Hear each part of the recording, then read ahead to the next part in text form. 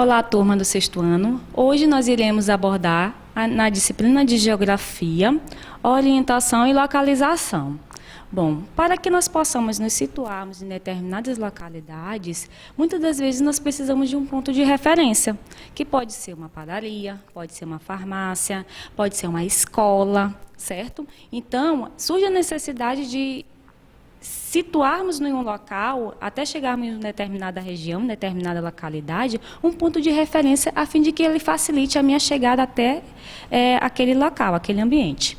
Bom, não posso deixar de falar sobre os pontos cardeais, que ele também vai me dar um norte, né? Ele vai me dar uma melhor localização, uma localização muito mais precisa diante daquele local na qual eu desejo chegar.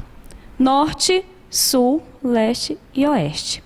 Existem algumas ferramentas que ela também vai possibilitar, né, com que eu chegue em determinados locais.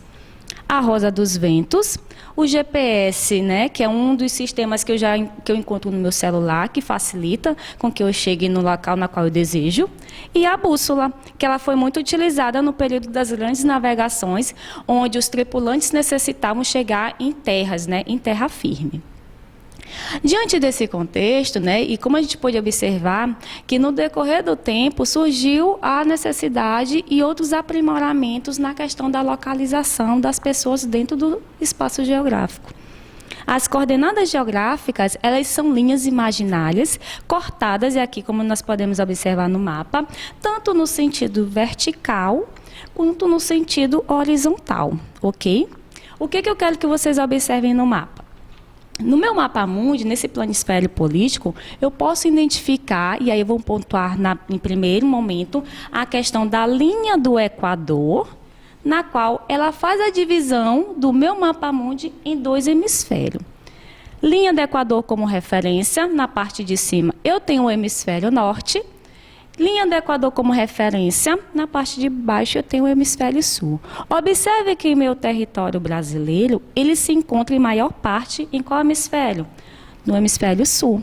E uma pequena parte no hemisfério norte, certo? Então, quando eu falar de linha do Equador como referência, eu tenho que pontuar que ele vai dividir o meu mapa mundi, o meu planeta Terra, em dois hemisférios. Ok, beleza. Um outro ponto importante que eu posso colocar e que eu tenho que comentar com vocês é a respeito que, tendo linha do Equador como referência, qualquer ponto no meu planeta, na qual eu estou me direcionando, na qual eu estou querendo dar referência à distância de qualquer ponto no planeta, tendo como referência a linha do Equador, eu vou denominar de latitude. Hemisfério norte, hemisfério sul, linha do Equador como referência, qualquer ponto no meu planeta, a distância, eu vou denominar como, vou calcular, está se referindo à latitude, ok? Bom, falei da linha do Equador, não podemos deixar de falar de um outro paralelo, né? O meridiano de Greenwich. O meridiano de Greenwich, ele vai dividir também o meu território, né, o meu mapa mundi, em duas partes, perdão. Hemisfério oriental e o hemisfério ocidental, ok? Vertical.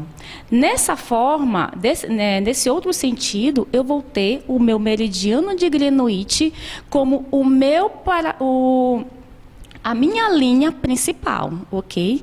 Qualquer ponto no meu planeta, qualquer ponto no meu planisfério político, na qual eu queira calcular a distância, eu vou levar em consideração o meridiano de Greenwich. Assim como eu tenho na linha do Equador a referência e eu calculo a distância, eu denomino de latitude, no meridiano de Greenwich eu vou denominar de longitude. A questão da atividade que foi passada para casa, na qual vocês tiveram dúvidas, e aqui está a resposta, a questão perguntava da seguinte forma, caracterize de que forma o território brasileiro está disposto relacionado aos hemisférios.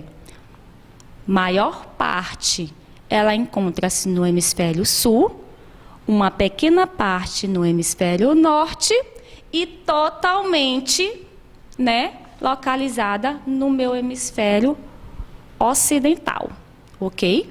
Então, aqui dá para a gente observar que o planeta, né, que o nosso planisfério político, ele tem suas divisões, tem suas linhas imaginárias e, através delas, surge a necessidade, eu tenho a capacidade de o quê? De me localizar, né? Se eu tiver como referência a linha do Equador, eu vou colocar como latitude, e se eu tiver como meridiano de Greenwich, eu vou colocar como a longitude. Bom, diante desse contexto, surge a necessidade de eu representar com uma melhor precisão o meu planeta Terra. E aí eu posso colocar o globo terrestre, né, e o planisfério, que é onde eu consigo fazer a visualização, né, de todos os países junto com os oceanos. Bom, eu tenho o meu planisfério político, eu tenho informações na qual eu preciso saber para poder me posicionar, mas eu também tenho outros tipos de mapas. Os mapas políticos, que vão ser justamente aqueles que vão estar contendo os estados, né, do território brasileiro. O mapa físico, que vai abordar justamente o que eu vou encontrar nesse mapa? Vegetações, posso encontrar falando sobre o clima, posso encontrar falando sobre o relevo.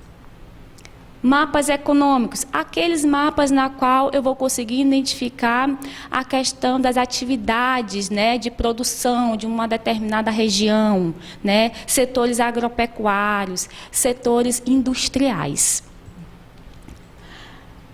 Nos mapas demográficos, ele vai abordar justamente a questão da migração, a questão da distribuição da população no mapa. Assim como eu tenho esse que representa os meus continentes, eu vou ter aqueles que podem representar meus estados, eu vou ter aqueles que podem representar um tipo de vegetação de um determinado continente. Eu posso ter aquele que vai estar ligado à economia, como eu falei, a respeito das indústrias, e o demográfico, que está relacionado à questão da migração, das pessoas que se deslocaram, né, de um local para outro, né? Quando eu falo de densidade demográfica, eu estou falando de população. Bom, esses exemplos de mapas na qual eu listei para vocês, além desse que está exposto, muitos deles são feitos sobre pontos de vista diferentes. Visão horizontal, visão oblíqua e visão vertical. Esses tipos de visões, esses tipos de pontos de vista foram critérios utilizados a fim de que o observador tivesse um outro ângulo a respeito daquilo que ele estava observando. Na visão horizontal, como o próprio nome diz, é aquela visão de frente que você vai ter. Oblíqua vai ser justamente quando você já consegue observar a visualização feita de lado, mas de forma já inclinada. E a visão vertical é aquela na qual você olha de cima, né? De cima para baixo, né? É a visão que você vai ter. Podemos encontrar esses mapas dessas diferentes formas. Então, todo e qualquer mapa na qual vocês consigam visualizar nos livros de vocês, uma das visões que a gente vai conseguir identificar com uma melhor precisão é a visão vertical, onde você vai ter de cima para baixo. Então, olha só como é importante eu saber que uma pequena referência que alguém possa lhe dar para chegar em um determinado local, ela tem um impacto em todo esse questionamento da orientação e da localização, né? Então, são situações que muitas das vezes passam imperceptível no seu dia a dia, mas que é de grande relevância, né, para o seu estudo, né? Que muitas das vezes a gente consegue identificar isso na própria sala de aula. Então, turma, orientação e localização foi uma explanação da nossa aula de exercícios que foram passados durante a semana. Espero que vocês tenham conseguido compreender e até a próxima.